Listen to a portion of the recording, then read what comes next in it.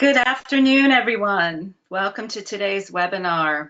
My name is Barbara Scafidio, and I'm the editor of Prevue magazine and your moderator for this webinar, which has been made possible by Cvent. Our speaker today is Myllisa Patterson, Cvent's Director of Mid-Market Marketing Campaigns. With 18 years of experience in communications and marketing, she's passionate about building long-lasting relationships between people and brands. A technical marketer at heart, she has a unique approach to combining new media channels with traditional marketing tactics that reach customers and prospects in a meaningful way. Quick to embrace new technology and digital tactics, she's also committed to empowering marketers and event professionals with tools and best practices to make their lives easier. Before we begin, just a few housekeeping items. During the presentation, feel free to enter your questions in the question box. We will gather them together and hold a Q&A at the end. If your questions have not been answered, we will provide them to Myllisa and she will respond offline. And don't worry if you missed something. The webinar is being recorded and you'll receive a link via email to access the recording at your leisure. You'll also receive 1 credit hour toward your CMP from the Events Industry Council. For those of you who attend the entire presentation, and we certainly hope you'll stay on, you will be eligible for a drawing for a $100 gift card. I will wait till the very end of the event and then I will announce the winner. So sit back and get comfortable. The webinar begins now. Myllisa, take it away. Thanks, Barbara. I'm super excited to be here to talk about personalization and how that relates to your planner personality. I also have one quick housekeeping item before we get going. There is a link in your handout section that includes a link to the survey. Please wait till after the presentation to take that. But if you do take the survey, you'll get access to our latest ebook, which is Event Management Technology for Dummies. We teamed up with Wiley Publishing to write the book on event management technology, so you'll get access to that.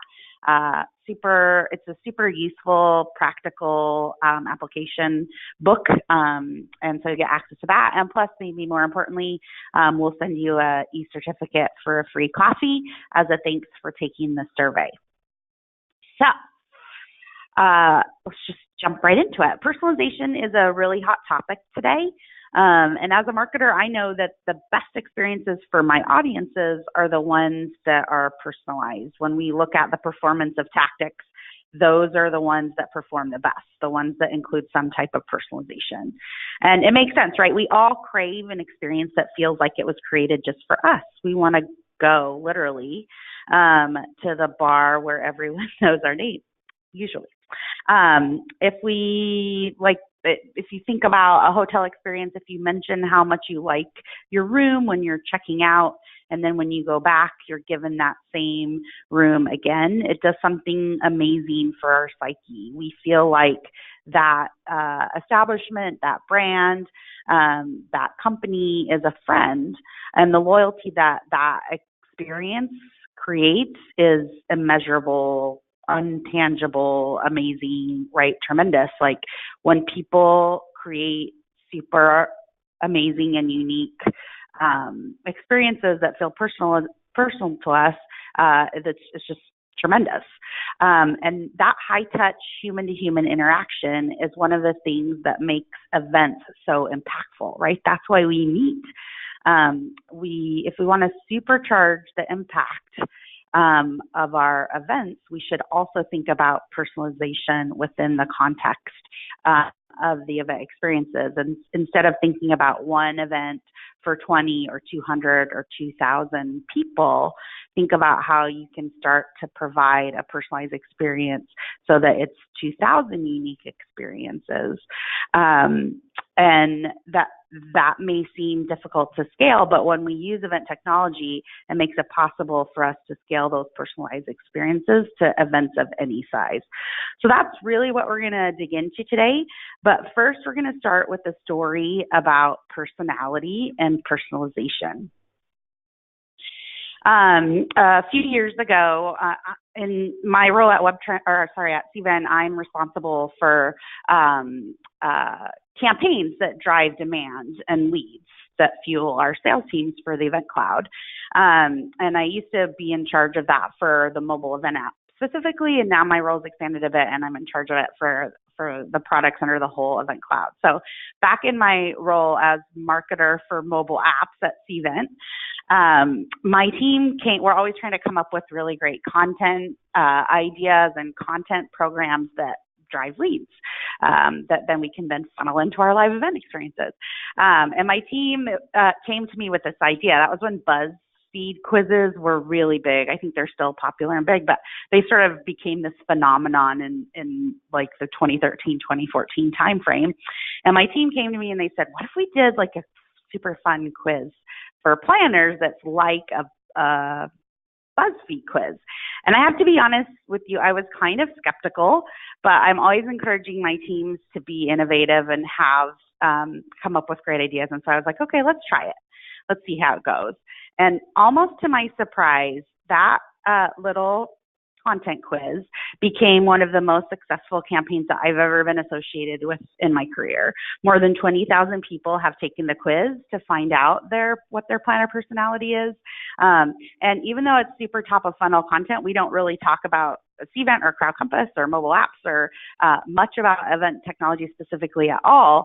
Even though it's super top of funnel, it gave us the opportunity to start a conversation with a lot of people that we wouldn't necessarily have. And so the result of that, not only did a lot of people take the quiz, but it's influenced more than 400 opportunities. It's a huge attributed pipeline number. So again, super, super successful, crazy idea. And when I transitioned last year into this new role where I was responsible for more, I started thinking like, what made this thing so successful, and could we do it again? It's been a couple of years since we've done it. And so when we started really breaking down why was this silly quiz so successful. Also, by the way, the quiz is in the handout sheet in the sidebar. But again, don't take it till the end, but you can find out what your planner personality is if you want. So one of the things that made it so successful was because it was highly personalized. We used the quiz, once we understood your planner personality, to do super personalized follow-up with those people who took it. So you can see here the planner personality that this person got was natural. So all of the follow-up emails that we sent afterwards are referencing that the person's a natural. We did this really fun program to help build profiles because all the information we knew about quiz takers is like their email address and first name and last name. And so as marketers, we're in the business of building out complete profiles. So we thought if we do this fun thing and send personalized stickers, we can build out address information, company information. And so we started making that offer after people took the quiz so that they could get their stickers and we could build their profile. So personalization was a really important aspect of this campaign, but I was like, it can't just be that because we do a lot of personalization in marketing, and again, this was like a super successful thing. And so we did a little bit of research about personality quizzes and what sort of makes them be successful. NBC News not that long ago actually did an article about like, why do we love these BuzzFeed quizzes? What is it about the personality quizzes that makes them so appealing? And they break it out. I actually think they give 7 reasons we like them, but I pulled 3 out that really resonated with why I think these things work in the context of marketing. The first is you want to feel normal.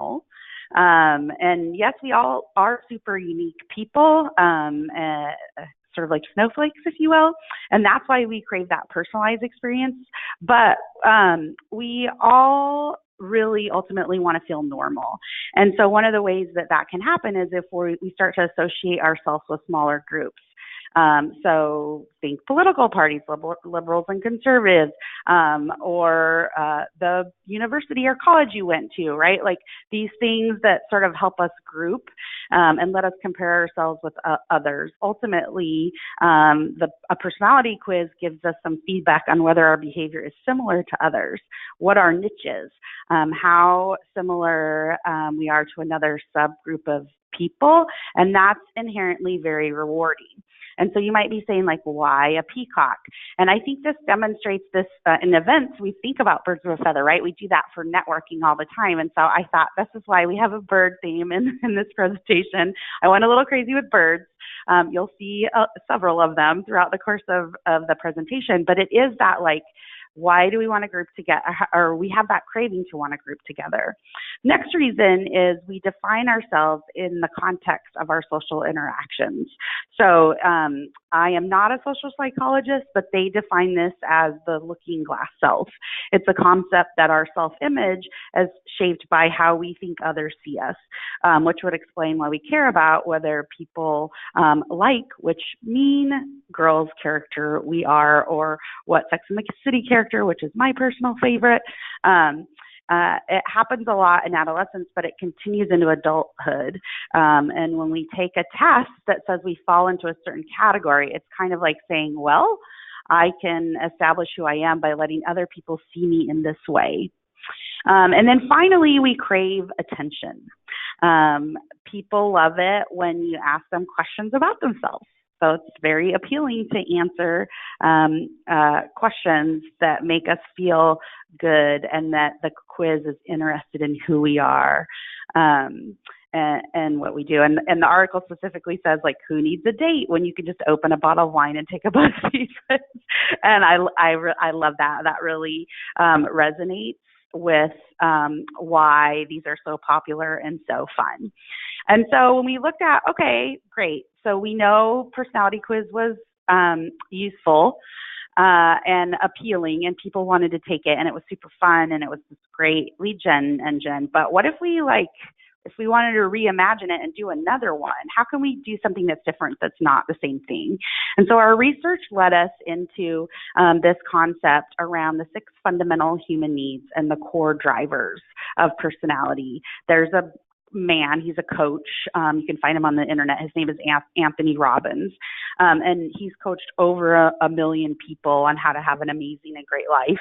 And this is his theory on the 6 core fundamental human needs.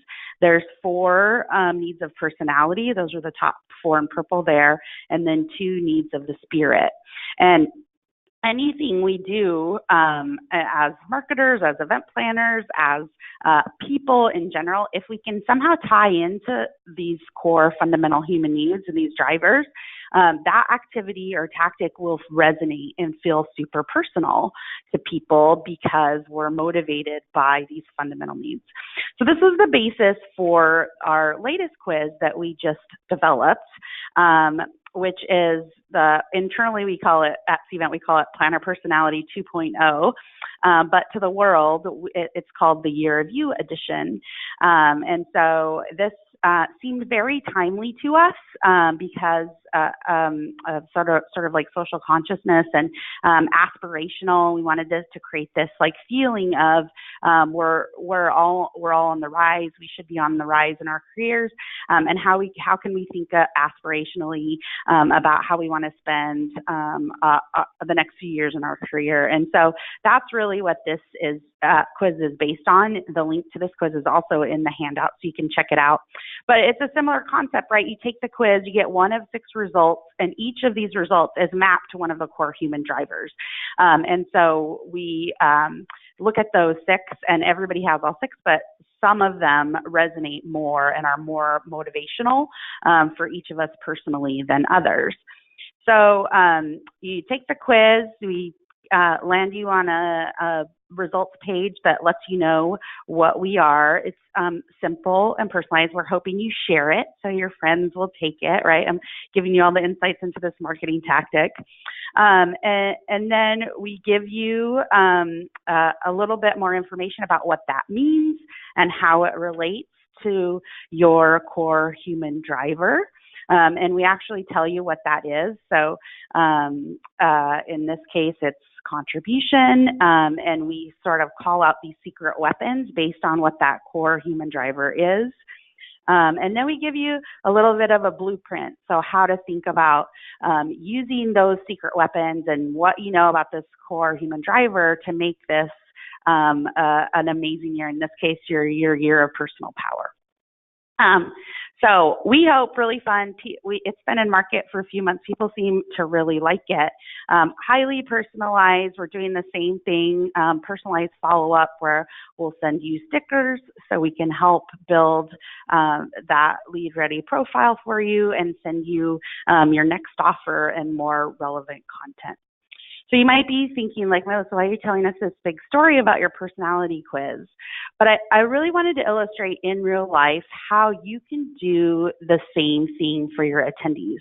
Instead of thinking about within the context of a content offering or a marketing campaign and a content-driven marketing campaign, you can do the same thing in thinking about the core drivers, what drives people, to create better and more personalized experiences for your attendees, and then make your events even more impactful. So let me break down what I actually mean and how you can take these core concepts and translate them into your events programs. So the first thing that drives personalization is data. You heard me talking about, like, when we created that really personalized follow-up experience for quiz takers, we used that data point, which was their personality, to make the messaging around the offers highly relevant for them. We know who you are. We know what your personality is. We're going to shape our follow-up within the context of that. And so the same thing is true within your events. You need to understand and know information about people to be able to create personalized experiences. So you can break it out and think about it in different types of data capture. Think about personal information, which is name, email address, phone number, all things you're probably collecting during registration. Also, other ideas, demographics, so things like job role, age group, things you maybe or maybe not capturing during registration, but that you should think about if that would be appropriate or not, and how you could use that data to create more personalized experiences. And then finally, firmographics, so things that are true about the company that the person is associated with. So what industry it's in, what segment, potentially the location. All of these things are data points that you can start to use to group people more groups. So what you can then do within the context of scaling personalization then is look at how I've captured these data points, what natural groups seem to come together, that I can start to use groupings to create personalized experiences for smaller targets or smaller segments, which then helps them have a more relevant and personalized experience. So you might segment attendees into groups based on things like job responsibility or job role, interests, what are they at the event to learn? You could capture that and start to group people that way. Divisions, so what division of an organization are you in? I just recently attended an internal meeting, and it was for sales and marketing. So the planners at the internal meeting we had a more unique experience based on what division we are in when it came to materials and agenda and schedule and things like that. Length of experience, so how long you've been within an industry. Attendee classification, so thinking members or students or media or sponsors or exhibitors. You start to see how you can start to group these people to create targeted experiences. So beyond registration, when you start to think about the attendee journey, you can start to think about how you can capture additional information that you can use to create even more personalized and relevant feeling experiences. So I just have given several examples about registration and things that questions you can ask people, start to build those segmentation profiles. But understanding what sessions people have registered for, right, gives you an idea what they could be interested in, which then gives you an additional information. And as we go through the presentation, I'm going to give more examples about how you can start to think about each phase of the attendee journey, and how if you infuse technology into your event, you can start to capture and actually use the data that the technology is imprinting to do and provide more personalized experiences. Because what we're really doing when you infuse technology into your events and start to do digital check-in versus manual, digital badge scanning for session check-in, sending surveys, all of those things are creating data which turn into digital footprints for your attendees. So thinking same thing we're doing online with the quiz. In addition to that quiz, I know who comes to the page and doesn't take the quiz, right? I can see if they then go on to another offer. When you're on the web, you're creating all of these digital footprints about what you're doing, what content you're interacting with. And the same thing can be true within the context of the event because of the way we use technology. So let me just start with a few examples about how you can start to provide additional personalization within the context of the event. First is communications. This should be solid. Hopefully everybody's already doing this, right? But beginning with your emails that you're sending, either promoting your event or after registration, getting people to do the things you want them to do, like download your mobile app, including their first name, other potential relevant information like company name, things like that, will just bump up the relevance and help people do more of what you want them to do. Personalized schedule and alerts. So hopefully you're using a mobile event app that has the ability to sync to your registration site so that when people build their registration online as they're registering, that personalized schedule then can sync into the app. So beyond having just that one guide, everybody has the same schedule and guide that's made for everyone. In this case, someone can have a very personalized experience, so they can just see the schedule that's relevant to them, includes what they've registered, what they specifically want to attend.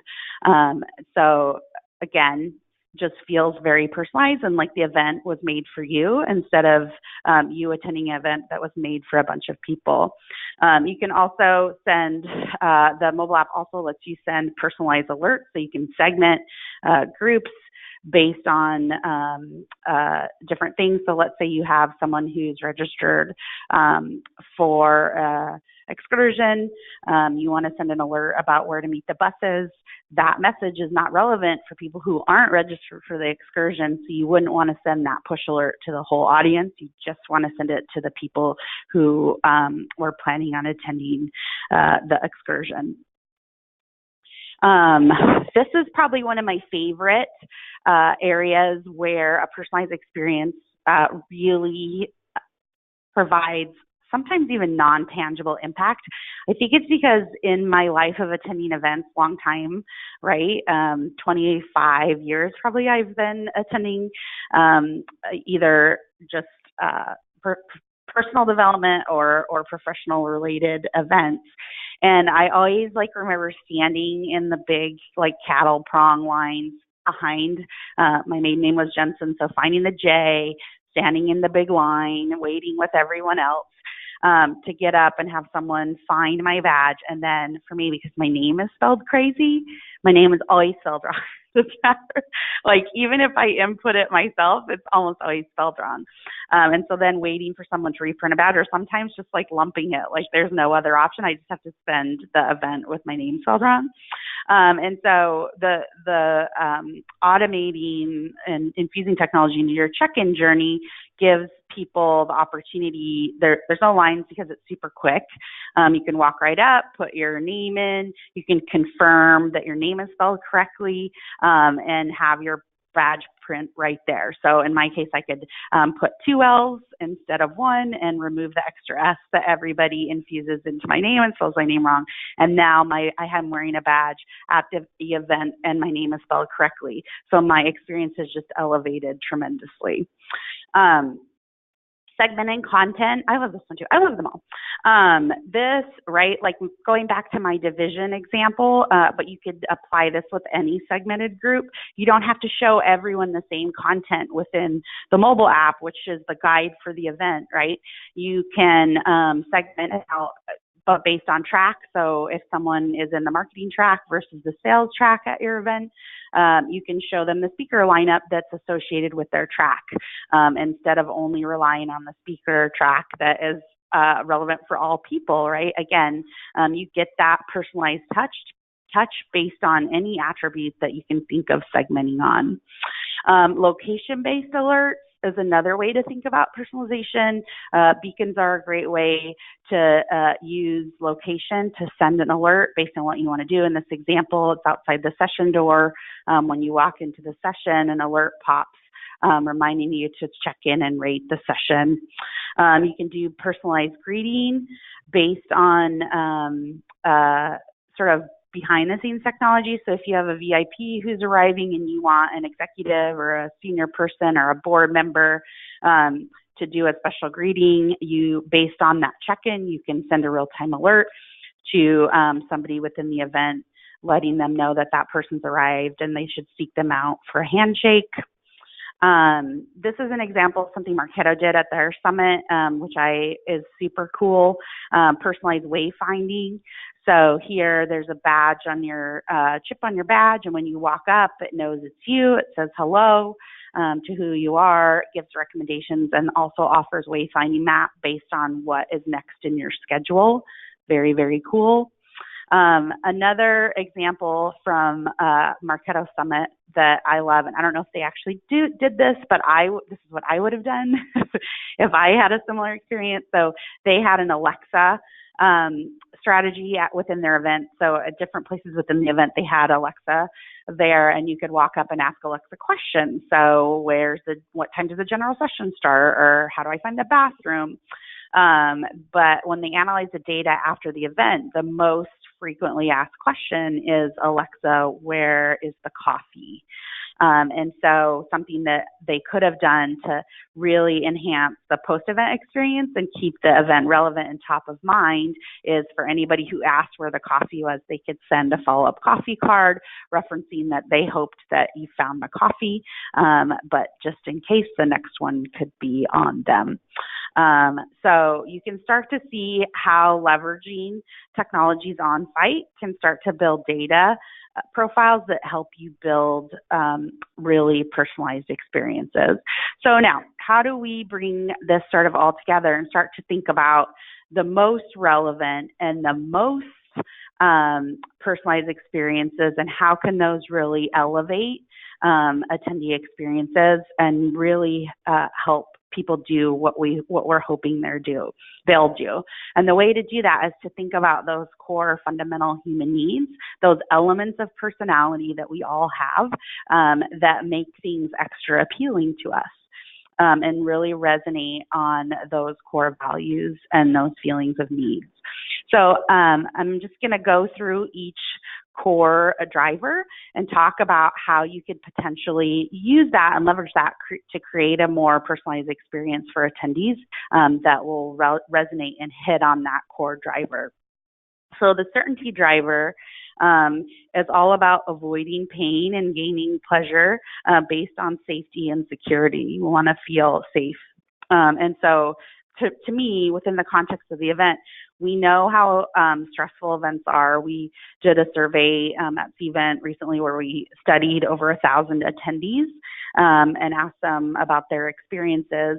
And the core common theme that popped out at us, especially for the millennial group, but for all attendees, is that they're super stressed out when they go to events. They don't know what to wear. They don't know if they're going to know anyone. They're unsure if they're going to be able to make it and find where they're supposed to be when they're supposed to be there.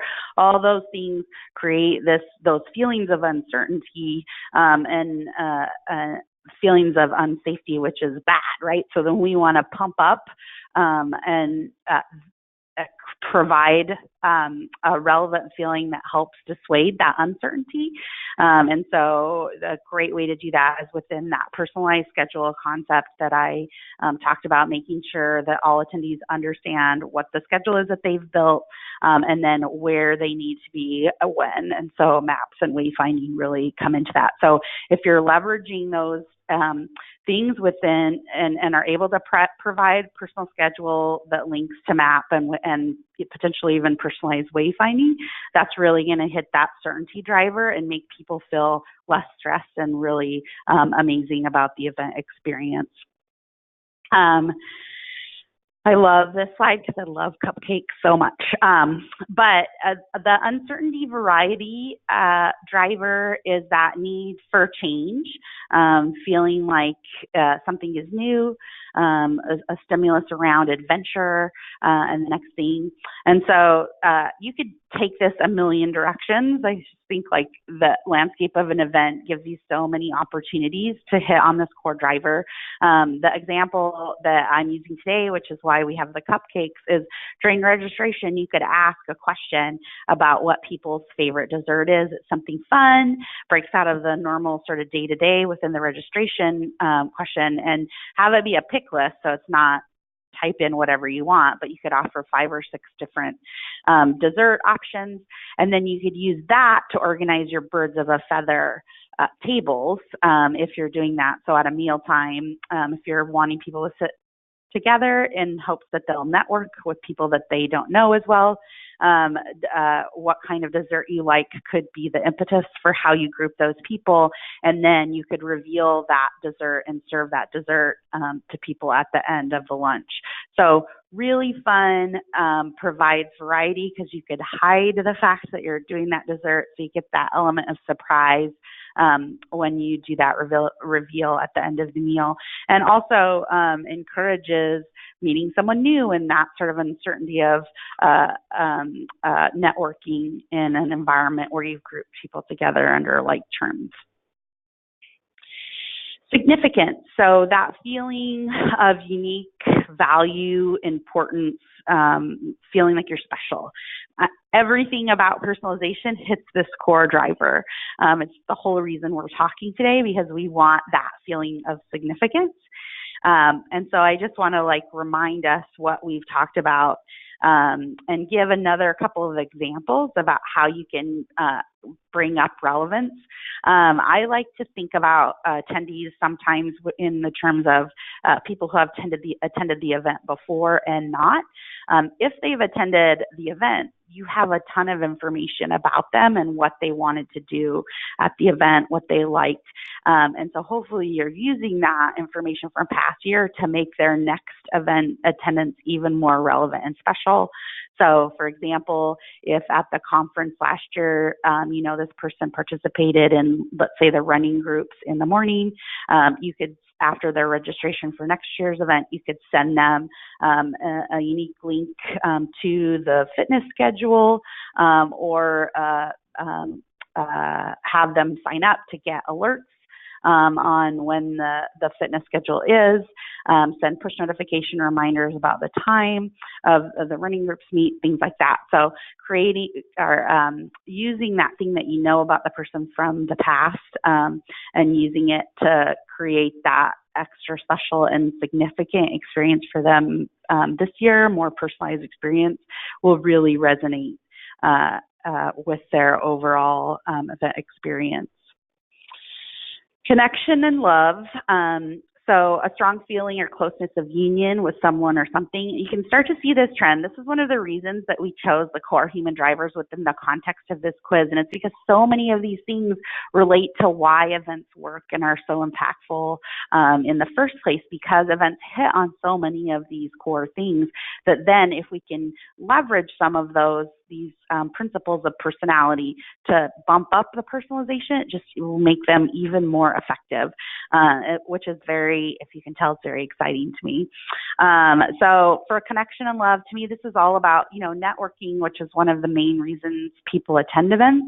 But if you can hit on that and encourage it within the context of social, we're all, addicted, I think, to our social channels. But if you can pull that socialness into your event, even before the event, tag your registrants within their social channels as you're talking about things. And then when you're on site at the event, be sure you're projecting what's happening with photo posting and within the social sphere onto the wall of the event. so that people can see and feel that extra connection. We like to see ourselves up there, but we also like to see what other people are doing, creating this sort of FOMO experience, which then should result in even more posting and conversation around your event. And then post-event, if you can do a post-event image roundup so people can see themselves within the post-event follow-up, that's that extra connection, that reminder of people they met and connections that they made. And then growth. For me, this growth expansion of capacity or capability of understanding maps perfectly to education and professional development. Another primary driver for why attendees attend events is to learn something. And so within your education program, if you can find those points of relevance and ways to create a personalized experience, it will really hit on this growth driver. So recommended sessions based on what you know people have registered for in the past, attended in the past, or even shown interest in terms of rating or checking in. Personal follow-up for anybody who participates in Q&A. So if you're using some kind of technology to capture and moderate Q&A during sessions, this is a great way to understand what interests people have and make sure that you're following up and answering those questions, even if it's just like write a blog post that answers some of those core questions and pointing people at it. Especially if they ask a question, they'll feel like, oh, this experience was creative for me. Use polls, make your sessions as interactive as possible. Take people from sort of passive attendees to interactive and engaged attendees within sessions. Again, great way to hit on that growth driver if people are actively engaged in the session or the education that they're there to learn. And then contribution, the sense of service and focus on helping to give and support others. Any active service program within your event program is going to hit on this driver, which is awesome. Some of my favorite examples from sort of recent history are 7-Eleven. They have a huge event every year for franchisees, people who own and manage their stores. So it's a really big event. And one of the things that they did a couple of years ago, which I love, is that they handed out pedometers as people arrived at the event and encouraged them to wear them. So you know how much we all walk within the context of especially a big event like that. And they asked people to log their steps every day. So they had a survey within the mobile app that they used to have people log their steps. And then they kept a tally. And for every 1,000 steps walked within the event, they made a donation to their charity, the charity that they were supporting with that effort. And so they had a leaderboard or showing who had the most steps. And then they had a total dollars. And they ended up raising over $25,000 for the charity, or making that donation based on all the steps that people took. They called it Steps for Good. And I really love that idea. Another great example is selfie or photo challenges. So Wendy's recently did, it wasn't within the context of an event, it was just like a thing they did to drive, to make donations to their foundation, is they made a cup with a half a heart on it. And so then they wanted people to complete the heart with their hand, what's on their cup, and take a photo and post it. And if you posted that photo under a certain hashtag, they made a donation based on every photo that was posted to their foundation they were supporting. So really great ideas for how to pull people in to that giving aspect, into those access service, and hit on that contribution driver.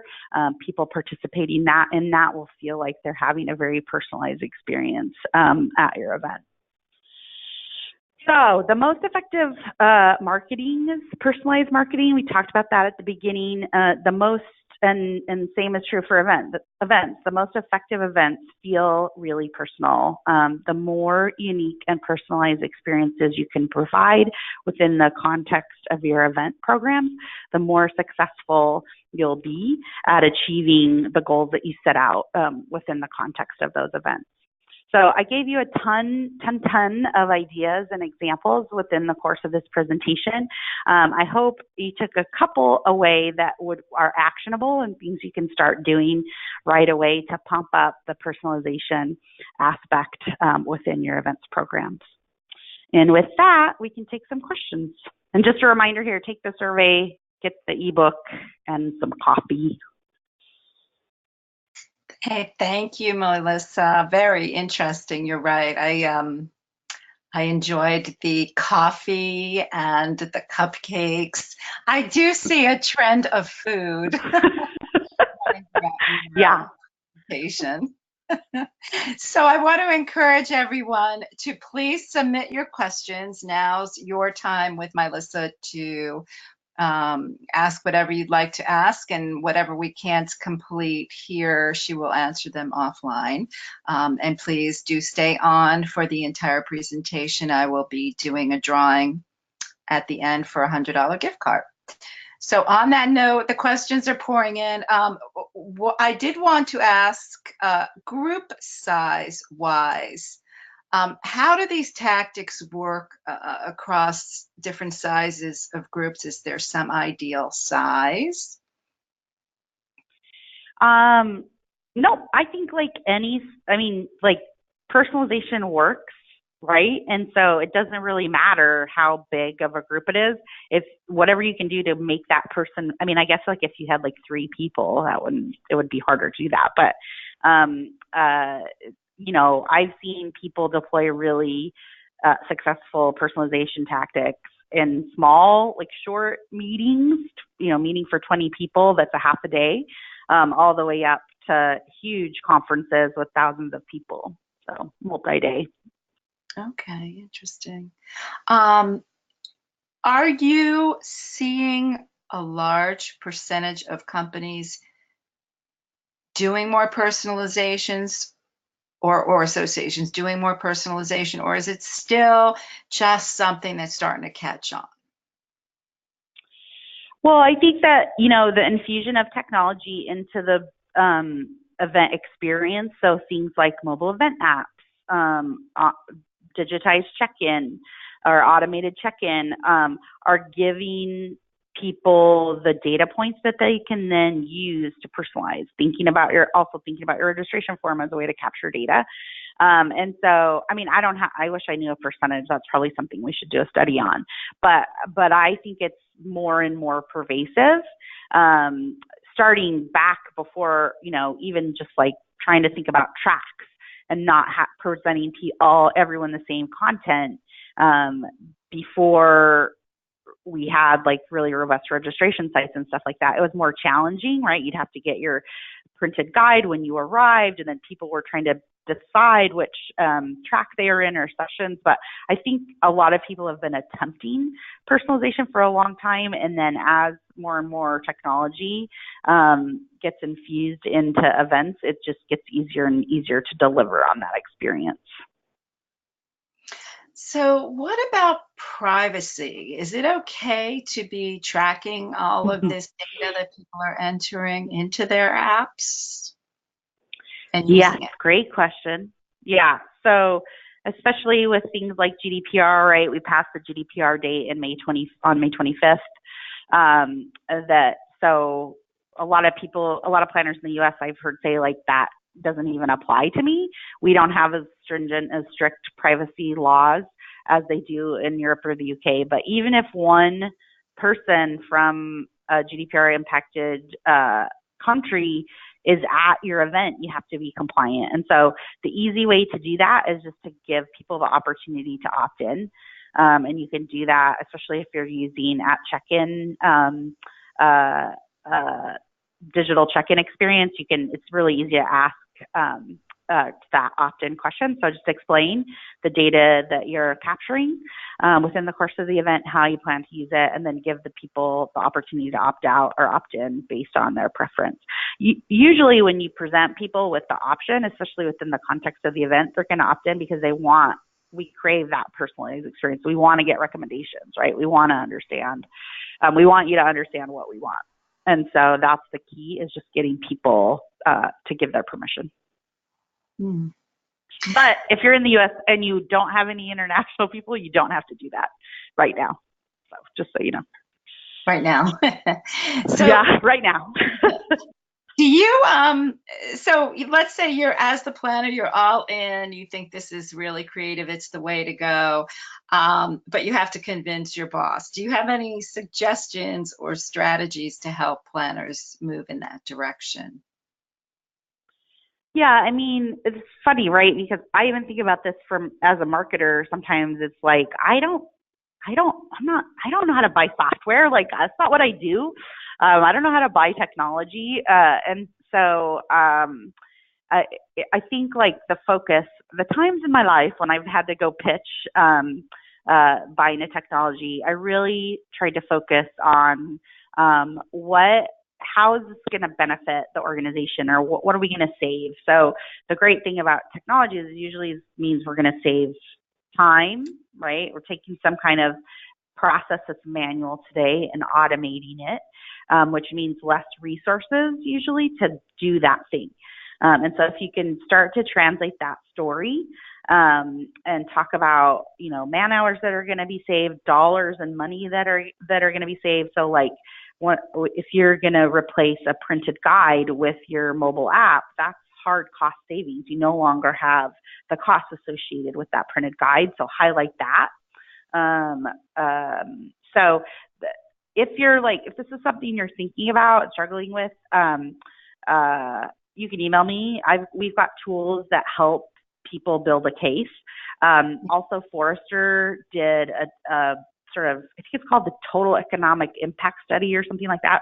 I can give you the real name. I'm doing it off the top of my head, but where they really looked at the impact of event tech specifically on the events industry, and they pull out a lot of those sort of time savings, money savings things, which could also help make the case. But that's what I think the crux of it is helping the business understand what you're going to save in terms of time and money by making an initial investment in technology.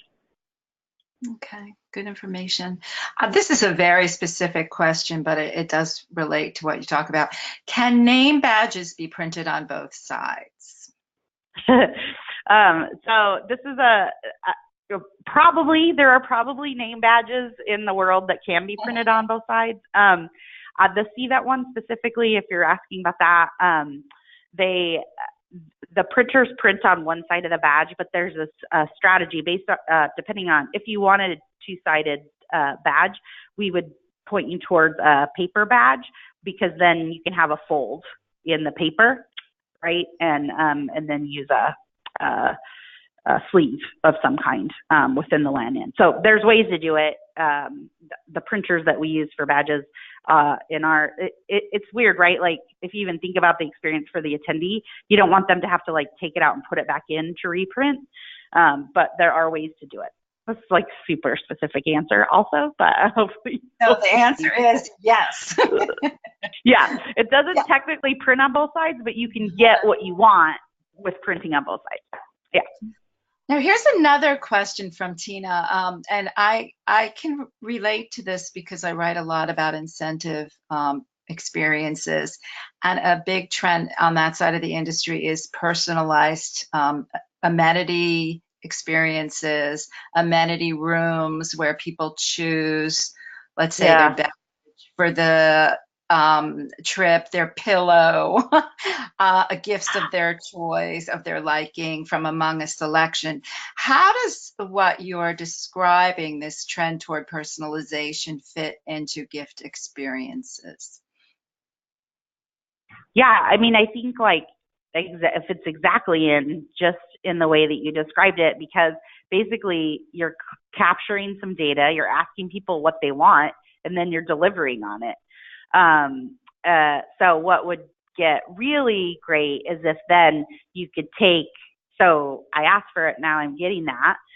But if you could somehow start to go, if you start to like group people, I mean, this is going to sound crazy, but just to illustrate the concept, people who like foam pillows also like 8 a.m. or early breakfast time, right? So then you'd start to go like, oh, let's recommend early breakfast time for foam pillow. Like it's a bad example, but you start to see like if you can start to collect the data points about what people are selecting and the preference they're giving you, then you can start to elevate segments based on like things about people and take the personalization to the next level. But even just the pure act of asking them what they want and then providing it, I can have a different pillow than my neighbor in the room next to me. That's a super personalized and wonderful experience. I love that. Maybe I shouldn't say this, but I'm like a loyal Marriott Rewards person. And one of the things they know about me in my profile is that I do not want foam pillows, right? Like they know what kind of pillow I want. They know I want a high room. They know I want, right? And so that when I check in, it's everything they already know about me is there, and I feel amazing. And so I'm loyal to them. Right. And yes, you're right. It is a kind of a soft benefit, but there's no question, it creates loyalty, like you said, motivation, engagement, learning. Yeah, I feel, which ultimately I'm not, yeah, totally. Yeah. Especially within the context of that hotel, like it's not this, they are this huge corporate conglomerate, right? But because they're making me feel like I'm special and they know me and I'm like their friend that they've invited to stay over and are giving me all the things that I like. They, I like love the shampoo that they leave me. It's a certain kind that I like, right? Like it's like all this great stuff that make my experience. And so when I'm traveling for business or personal, if it's possible for me to stay at, I'm not going to say their name again, but that corporate place's room, like that's what I choose if I can, because I love that. Right. And that could ultimately affect which meetings they attend or, and like I said, learning, engagement, all the things that we're striving for. At this point, I think I'm going to wrap up our session. I do want to encourage people to fill out, as we said, the survey, and you'll be getting that ebook. And I would like to announce the winner of the $100 gift card. It is Alta Lindsay. So Alta, we will be in touch with you right after the webinar. Myllisa, it's always fun working with you. I hope to continue. I always learn a lot, and I hope the audience did as well. I'm sure they did. So everyone, please enjoy the rest of the afternoon. Thank you.